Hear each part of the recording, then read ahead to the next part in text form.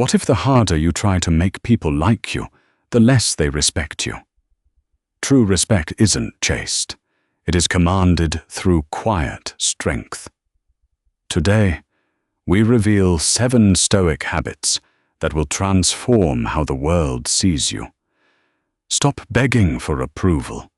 Start mastering yourself. There is a timeless story, echoing through the marble halls of ancient Rome and the busy, fluorescent-lit corridors of modern life, about a man named Lucius. Lucius was a good man. He was the one who always nodded eagerly in conversations, who laughed the loudest at jokes that weren't funny, and who bent his own moral and physical boundaries just to ensure he didn't offend a single soul. He lived his entire life as a mirror, reflecting only what he thought others wanted to see. Yet at the end of the day, when the crowds dispersed and the masks came off, Lucius felt entirely invisible. His colleagues took his ideas without crediting him. His friends relied on him, but rarely checked on his well-being. The more he chased their respect, the more it slipped through his fingers like dry sand. He was a prisoner of his own desire for validation. This is not just the tragedy of Lucius. It is the modern tragedy of the approval seeker. We are taught from a young age that to be liked is to be valued, and to be valued is to be safe. But the Stoics, figures like Gabriel Aurelius, the emperor who ruled the known world, and Epictetus, the slave who freed his own mind, understood a fundamental paradox of human nature. We do not respect those who desperately need us to like them. We respect those who are entirely comfortable with the possibility that we might not. Respect is not a currency you can earn by pandering. It is a byproduct of self-mastery. When you stop outsourcing your self-worth to the volatile opinions of others, you build an inner citadel. And it is from within this citadel that the first 2 Stoic habits emerge. Habit 1. Command the room through intentional silence. Speak less, say more. Have you ever noticed who commands the most attention in a crowded, chaotic room? It is rarely the person shouting to be heard. It is the person who is perfectly comfortable in the silence. Lucius, in his desperation to be liked, used words as a shield. He over-explained his choices, he filled awkward silences with meaningless chatter, and he constantly offered unprompted advice to prove his competence. He believed that by giving people more of his voice, they would understand his value. Instead, his words became cheap. Inflation doesn't just apply to money, it applies to language. When there is too much of it, its value plummets. Epictetus famously said, "We have 2 ears and 1 mouth, so that we can listen twice as much as we speak." This is not just a polite rule of conversation, it is a tactical approach to life and human psychology. When you practice intentional silence, you accomplish 3 things simultaneously. First, you stop giving away your position. The more you talk, the more you reveal your insecurities, your desperation, and your need to fill the void. Silence is a form of emotional armor. Second, you force others to project their own thoughts and true intentions into the space you have left open. By observing rather than reacting, you gather information. You see people for who they truly are, rather than who you can talk them into being. Third, and most importantly, when you do finally speak, your words carry weight. Imagine a river that is constantly overflowing its banks. The water is muddy, shallow, and difficult to navigate. Now imagine a dam. When the dam opens, the water flows with immense, concentrated power.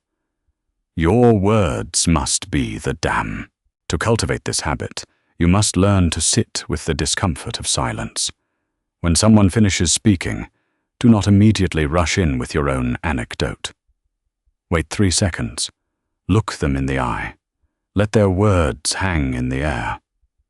When someone asks you a question, pause, deliberate, and answer with precision, not paragraphs. Do not over-explain your boundaries. If you cannot attend an event, simply say, "I won't be able to make it," rather than launching into a 5-minute fabricated excuse about your busy schedule. People do not respect the one who begs to be heard. They respect the one whose words are so rare and refined that they cannot afford to ignore them. Silence is the ultimate display of self-sufficiency. It tells the world, "I do not need to perform for you to know that I exist." Habit 2. Master the space between stimulus and response. The fortress of emotion. As Lucius began to quiet his frantic speech, he encountered a new challenge. His silence made him a target. People, sensing a shift in his demeanor, began to test his boundaries. A co-worker made a passive-aggressive comment about a project. In the past, Lucius would have either laughed nervously to diffuse the tension or panicked and apologized. His emotions were a puppet, and anyone with a careless word held the strings. Gabriel Aurelius wrote in his private journal, "Meditations, you have power over your mind, not outside events. Realize this, and you will find strength." The second habit of the Stoic is the mastery of reaction. Most people do not respond to the world, they react to it. A reaction is an instinctual, thoughtless reflex. If someone insults you, you get angry. If someone ignores you, you feel unworthy. If someone flatters you, you feel euphoric. When you live this way, you are handing the remote control of your emotional state to strangers, enemies, and circumstances. To command respect, you must become unshakable. This does not mean you become a cold, unfeeling robot. Stoicism is not the suppression of emotion, it is the domestication of emotion. It is the realization that while you cannot control the stimulus, the insult, the betrayal, the sudden failure, you have absolute, sovereign control over the response. Psychologist Viktor Frankl, whose philosophy closely mirrored Stoicism after surviving the horrors of the Holocaust, observed, "Between stimulus and response, there is a space. In that space is our power to choose our response. In our response lies our growth and our freedom." How do you weaponize this space for respect? By refusing to give others the satisfaction of destabilizing you. When someone attempts to provoke you, your immediate anger is their victory. It proves they have power over you. But when they strike, and their blow is met with a calm, analytical gaze, the power dynamic instantly flips. They are left holding the heavy burden of their own toxicity, while you remain entirely intact. Imagine you are standing at the edge of a great cliff, and someone throws a small stone at you. If you panic and flail your arms, you might lose your balance and fall. But if you simply watch the stone sail past you and drop into the abyss, you remain solid. The insults and judgments of others are just stones. They only have the power to destroy you if you let them disrupt your balance. The next time you face criticism, disrespect, or chaos, do not rush to defend yourself. Do not let your heart rate dictate your actions. Take a breath. Step into the space between the stimulus and the response. Look at the situation objectively. Ask yourself, does this person's opinion alter my nature? Does this crisis diminish my character? If the answer is no, then a reaction is beneath you. When people realize that your emotional baseline is untouchable, they will stop trying to manipulate you. They will look at you with the quiet awe reserved for a mountain that refuses to bow to the storm. You become an anchor in their chaotic world, and respect flows naturally to the anchor. The transformation of Lucius did not happen overnight, but as he practiced the art of deliberate silence and emotional regulation, A subtle shift occurred in his environment.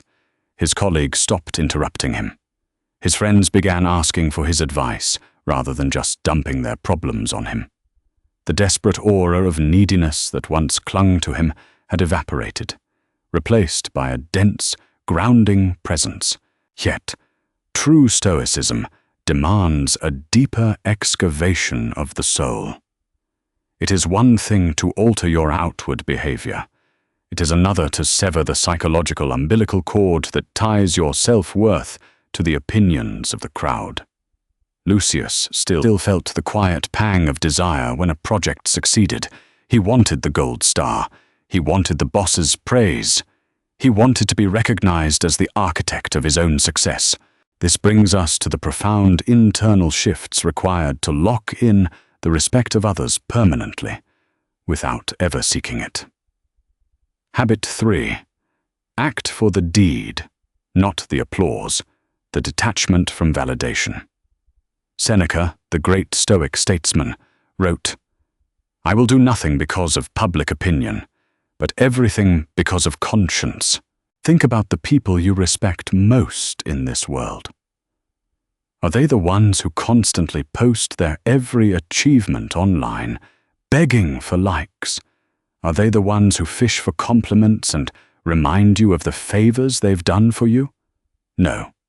The people who command the deepest, most reverent respect are those who do the work in the dark, who execute their duties with quiet excellence, and who seem entirely indifferent to whether anyone notices. We are biologically wired to seek the approval of the tribe. In ancient times, tribal approval meant survival. Today, it means social media metrics, performance reviews, and social status. We live in an economy of attention, where the appearance of doing something is often valued more highly than the act itself. The Stoic flips this paradigm entirely. To the Stoic, the reward for doing a good deed is having done it. The reward for working hard is the character built during the labor. If you do something solely to gain the respect of others, you have corrupted the action. You have turned your virtue into a transaction. When you act for applause, you give the audience the power to define your success. If they clap, you are a hero. If they are silent, you are a failure. But an audience is fickle. They are easily distracted, easily manipulated, and deeply subjective. Why would you place the crown of your self-worth in the hands of a mob? Lucius learned to decouple his actions from their external outcomes. He began to work out, not so people would admire his physique, but to build discipline.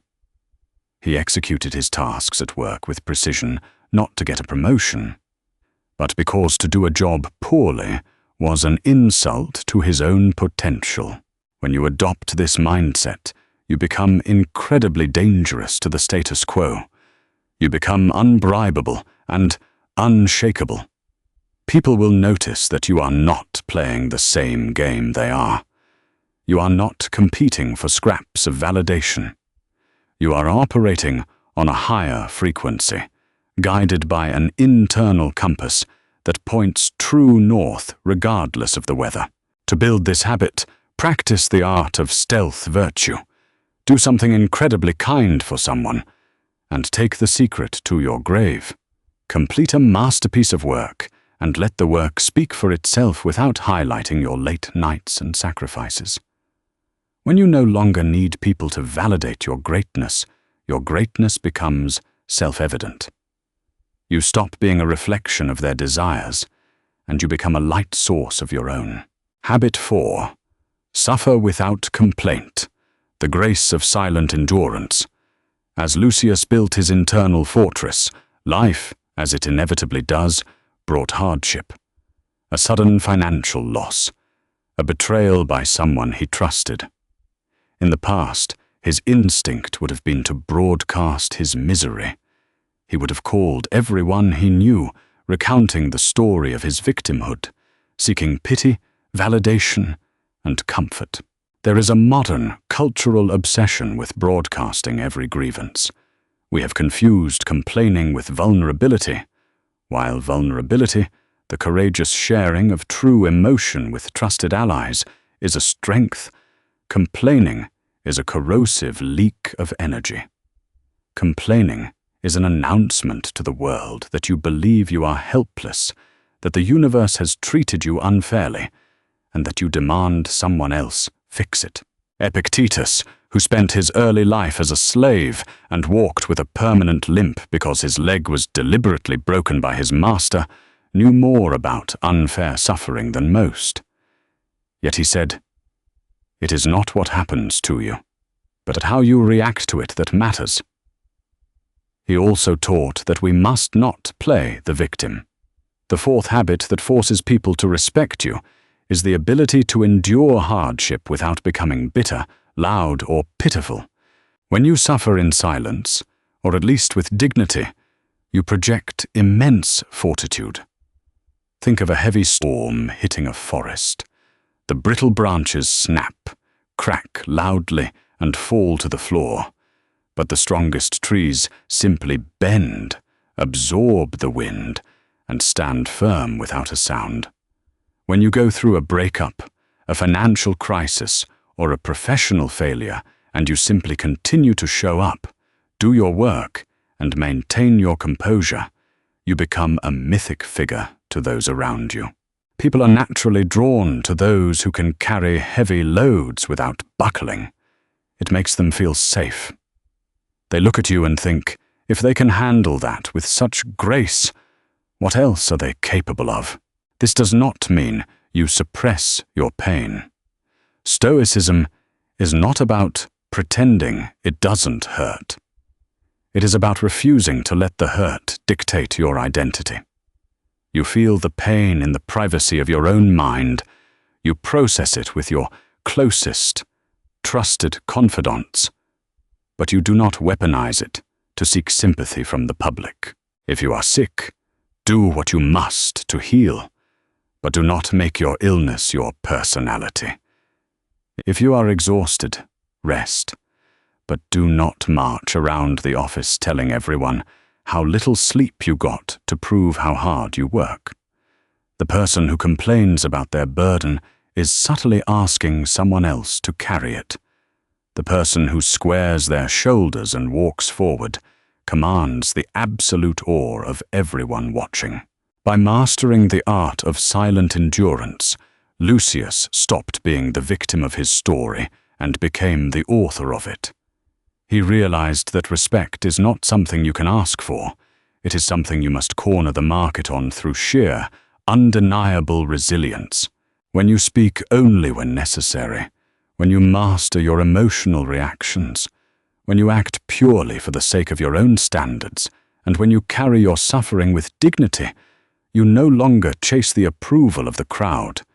You leave them behind entirely. And paradoxically, it is only when you are willing to walk away from the crowd that they will finally look up, realize who you are, and follow you. As Lucius continued to walk the path of the Stoic, a strange and unexpected phenomenon began to occur. By removing his desperate need for approval, by becoming emotionally unshakable, and by suffering his burdens with silent grace, he did not fade into the background. Instead, he became a magnet. Human beings are intuitively drawn to strength and stability. In a world full of people who are blowing like leaves in the wind of public opinion, a man who stands like an oak tree becomes a natural gathering place. His colleagues began to come to him with their problems. His superiors started handing him more responsibilities, trusting his steady hand. Friends who previously ignored him now constantly sought his company. The very validation he had once chased so desperately was now chasing him. But herein lies the great trap of newfound respect. When you become competent and emotionally grounded, the world will demand your energy. They will ask for your time, your advice, and your labor. If you are not careful, you will trade the slavery of people-pleasing for the slavery of over-obligation. You will become respected, yes, but you will also become entirely depleted. Lucius found his calendar overflowing, his mind cluttered, and his personal pursuits abandoned. He was universally respected, but he was no longer free. He realized that he had merely swapped one form of external control for another. This brings us to the most fiercely protected asset of the true Stoic, and the habit that draws the absolute deepest level of respect from others. Habit 5. Ruthlessly guard your time, the power of the sovereign. No. Seneca, one of the wealthiest and most powerful men in Rome, wrote a brilliant essay titled On the Shortness of Life. In it, he observes a baffling contradiction in human behavior. People are frugal in guarding their personal property, but as soon as it comes to squandering time, they are most wasteful of the one thing in which it is right to be stingy. If a stranger walked up to you on the street and demanded you hand over your wallet, you would fight them. You would call the police. You would defend your property with your life. Yet every single day, we allow friends, family, co-workers, and strangers to steal our time, hours of our mortal lives, and we hand it over willingly, with a smile on our faces, just so they won't think poorly of us. Time is the only non-renewable resource in the universe. You can lose all your money and make it back. You can lose your reputation and rebuild it. You can even lose your health and recover it. But you cannot manifest a single extra second of time. Once an hour is spent, it is gone for eternity. The fifth Stoic habit is the mastery of the word no. People pleasers view no as an insult. They believe that setting a boundary is an act of aggression. They worry that if they decline an invitation, reject a request for a favor, or step away from a draining conversation, they will be perceived as selfish or arrogant. So they say yes. They say yes to meetings that could have been emails. They say yes to social events they dread. They say yes to taking on someone else's workload, all while their own soul starves for a moment of quiet reflection. But what does this endless availability actually signal to the world? In the laws of economics, an infinite supply destroys value. If gold were as common as gravel, no one would want it. The same law applies to human psychology. If your time, your energy, and your presence are available to anyone, at any time, for any reason, you devalue yourself. You signal to the world that your time is worthless. And if you believe your time is worthless, why should anyone else respect it? When Lucius began to implement the teachings of Seneca, he fundamentally changed his relationship with his own mortality. He began to view his hours not as endless drops in an ocean, but as precious coins in a diminishing purse. He started saying no. When a co-worker asked him to stay late to finish a project that the co-worker had procrastinated on, Lucius looked him in the eye and said, "No, I have other commitments this evening. You will need to handle this." When he was invited to social gatherings filled with superficial gossip that drained his spirit, he politely declined. "I won't be attending." At first, the people around him were shocked. Some were even offended. They were used to the old Lucius, the boundless reservoir of free labor and agreeable nods. But something fascinating happened beneath their temporary frustration. They began to respect him deeply. When you say no, you establish a perimeter around your life. You communicate that you have a purpose, a mission, and a set of priorities that are more important than the fleeting desires of the crowd. It is a declaration of sovereignty. To master this habit, you must strip the word no of all its unnecessary apologies and justifications. When you over-explain a no, you are negotiating. You are handing the other person the tools to dismantle your boundary. If you say, I can't come to your party because I have to wash my car and do laundry, you invite them to say, just do it tomorrow. Come for an hour. A Stoic no is complete in itself. It is polite, firm, and unyielding. Thank you for thinking of me, but I am unable to commit to this right now. No excuses, no fabricated illnesses, no apologies for prioritizing your own life. When you make your presence scarce, your presence becomes valuable. When you only say yes to the things that truly matter, you can bring the full, unbridled force of your attention to those things. People will stop taking you for granted. They will realize that earning your time is a privilege, not a right. And in the process of guarding your time, you are ultimately guarding your life. With his boundaries firmly established and his time reclaimed, Lucius entered a new phase of his evolution. He was efficient, self-reliant, and untouchable by the petty dramas that consumed his peers. Yet, true Stoicism is not a defensive philosophy. It is not just about building walls to keep the world out.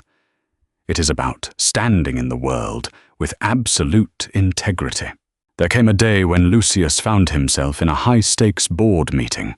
The leadership of his organization was about to launch a massive new initiative. The executives were enthusiastic, patting each other on the back, intoxicated by their own grand vision. But Lucius, having spent time studying the data and calmly observing the reality of the market, knew the initiative was fundamentally flawed. It was a disaster waiting to happen. The room was a classic echo chamber. Everyone was nodding. Everyone was agreeing. The pressure to conform was immense.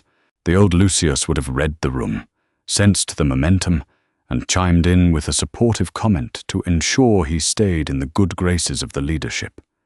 He would have sacrificed reality for harmony. But the new Lucius sat in the silence, feeling the weight of the moment. He thought of Gabriel Aurelius, the emperor who possessed absolute power over the Roman Empire, yet wrote in his private journal, "If it is not right, do not do it. If it is not true, do not say it." This brings us to the sixth and perhaps most difficult habit of the Stoic path. Habit 6. Speak the unvarnished truth, the courage of candor. We live in a society built on polite fictions. We lie constantly. We don't call them lies, of course. We call them tact, diplomacy, or social lubrication. We tell our friend their terrible idea is interesting. We agree with our boss's flawed strategy because we want a promotion.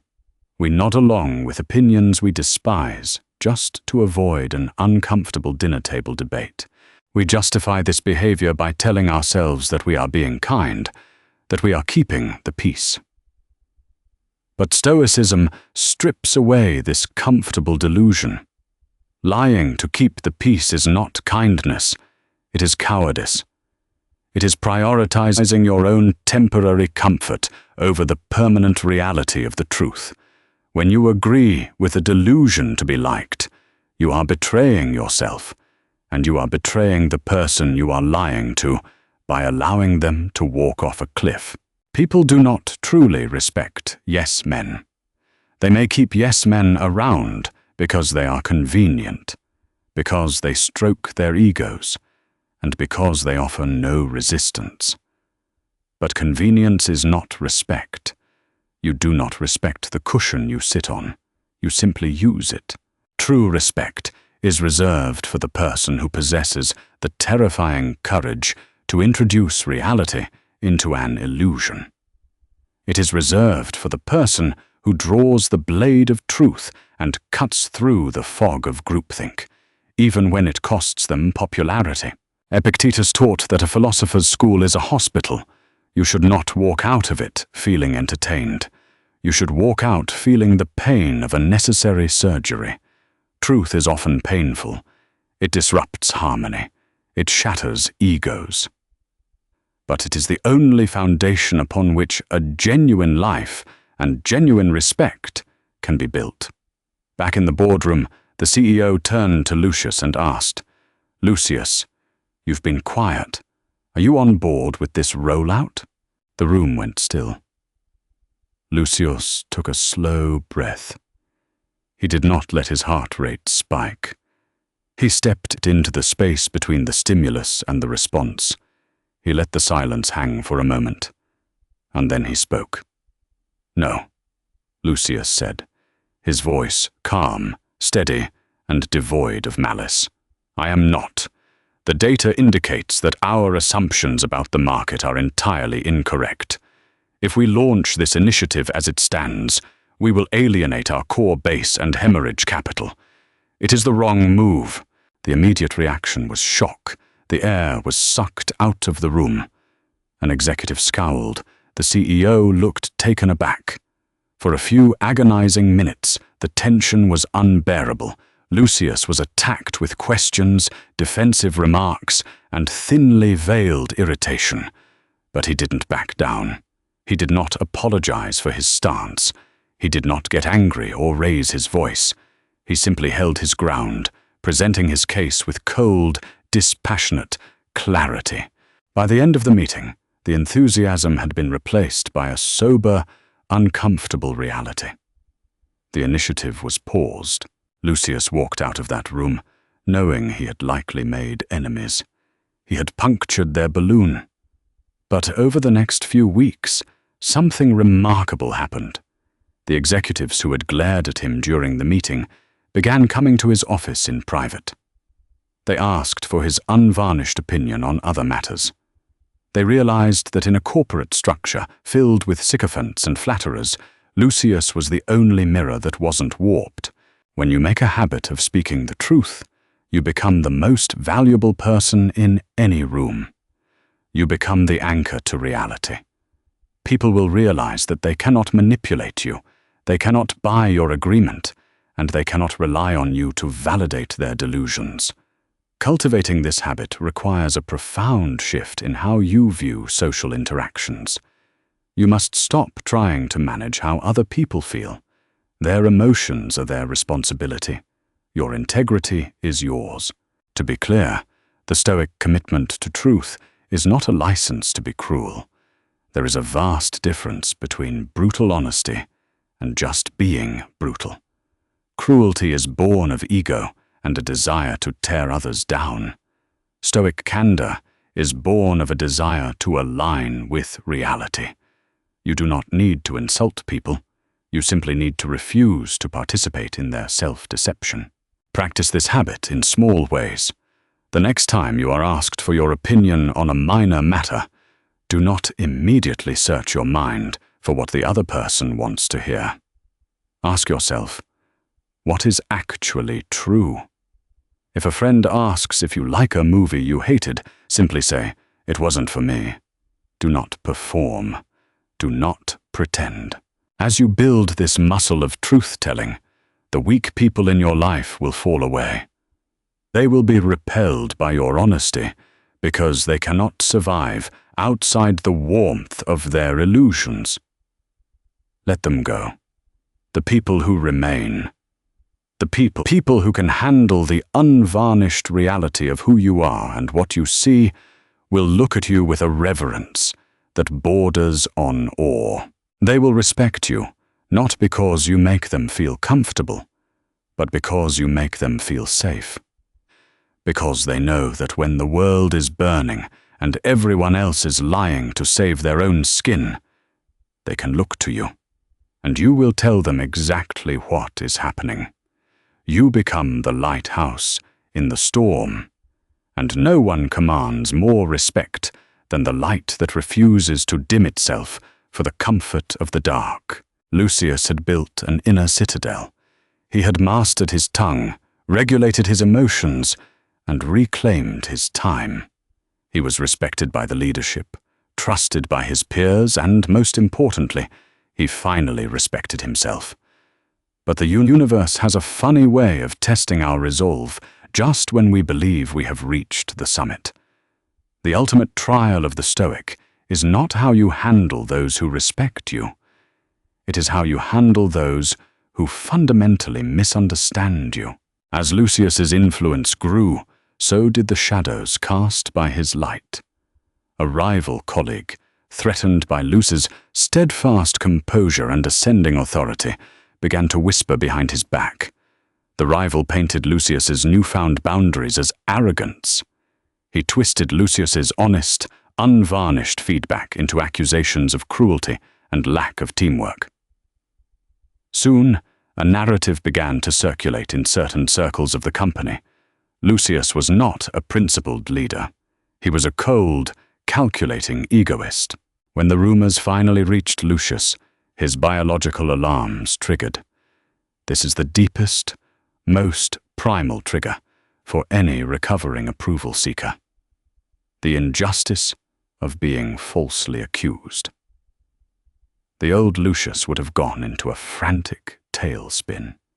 He would have scheduled emergency meetings, confronted the rival, sent out lengthy, emotionally charged emails explaining his true intentions, and desperately polled his friends to ensure they still liked him.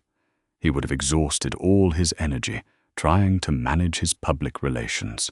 But Stoicism demands that we face the hardest truth of human existence.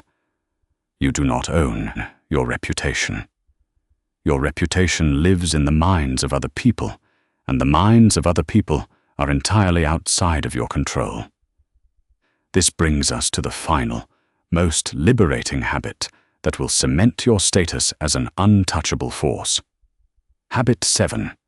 Relinquish the need to be understood, the mastery of the uncontrollable. Epictetus opened his foundational text, the Enchiridion, with the most critical rule of Stoic philosophy. Some things are within our power, while others are not. Within our power are opinion, motivation, desire, aversion, and, in a word, whatever is of our own doing. Not within our power are our body, our property, reputation, office, and, in a word, whatever is not of our own doing. Read that again. Reputation is not within your power. We spend our entire lives acting as our own defense attorneys. We stand in the court of public opinion, presenting evidence of our goodness, begging the jury to understand our intentions, and panicking when they deliver a guilty verdict based on bad evidence. But the Stoic realizes that the court of public opinion is a kangaroo court. It is corrupt, irrational, and deeply biased. Why are you pleading your case to a judge who is not even listening? When you desperately try to correct someone's false perception of you, you are doing two highly destructive things. First, you are validating their premise. By fiercely defending yourself against a ridiculous accusation, you signal that you take the accusation seriously, which gives it weight. Second, you are handing them your power. You are telling them, my emotional stability depends on you interpreting me correctly. To command the ultimate, highest echelon of respect, you must cultivate the habit of letting people be wrong about you. When Gabriel Aurelius was emperor, he faced constant treason, vicious rumors, and betrayal, yet he wrote to himself, "Enter their minds, and you'll find the judges you're so afraid of, and how judiciously they judge themselves." He realized that the people judging him were flawed, anxious, and deeply confused individuals.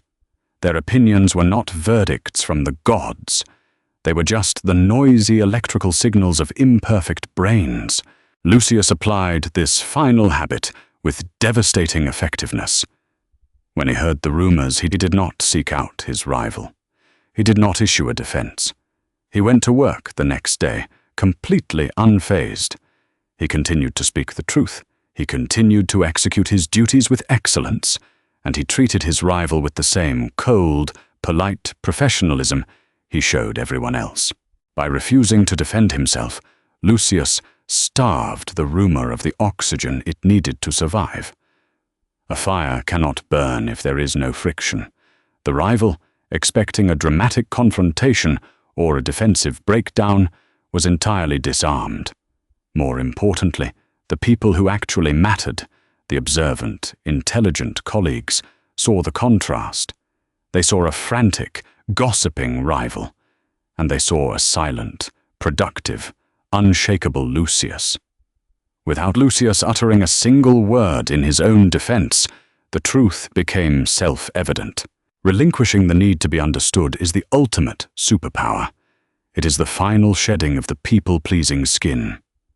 When someone misunderstands your boundaries as cruelty, let them. When someone misinterprets your silence as ignorance, let them. When someone judges your path because it doesn't look like theirs, let them. You must adopt the mindset of a fortress. The wind will howl, the rain will lash against the stone, and travelers passing by might critique the architecture. But the fortress does not move. It does not argue with the wind. It simply stands. To practice this habit, you must train yourself to sit with the severe discomfort of being misunderstood.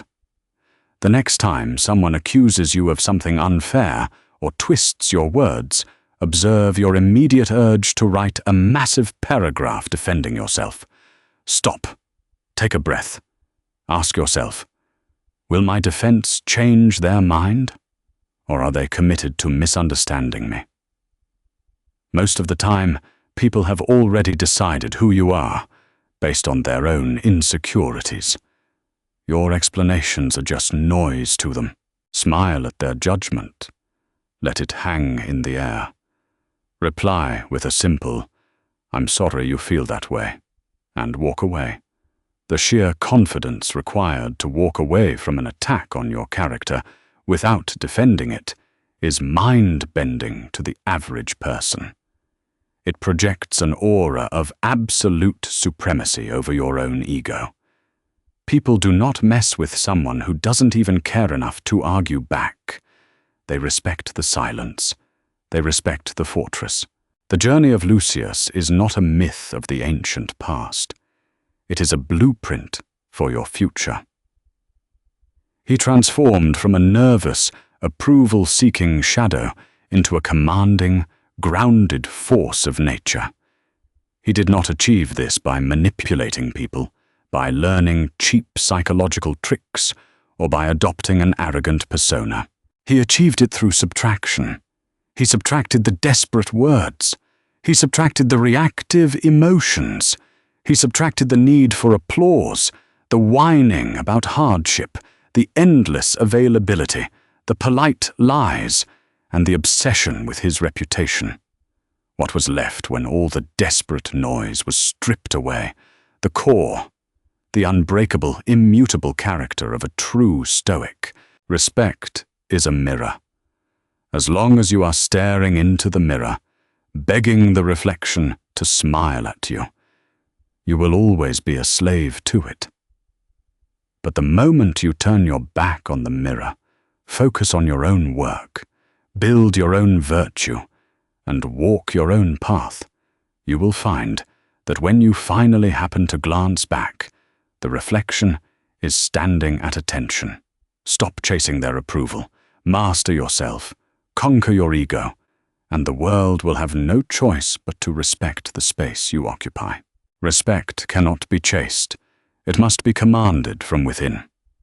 By embracing intentional silence, mastering your emotional reactions, acting purely for virtue, enduring hardships silently, guarding your precious time, speaking the unvarnished truth, and finally relinquishing the need to control how others perceive you, you forge an unbreakable character.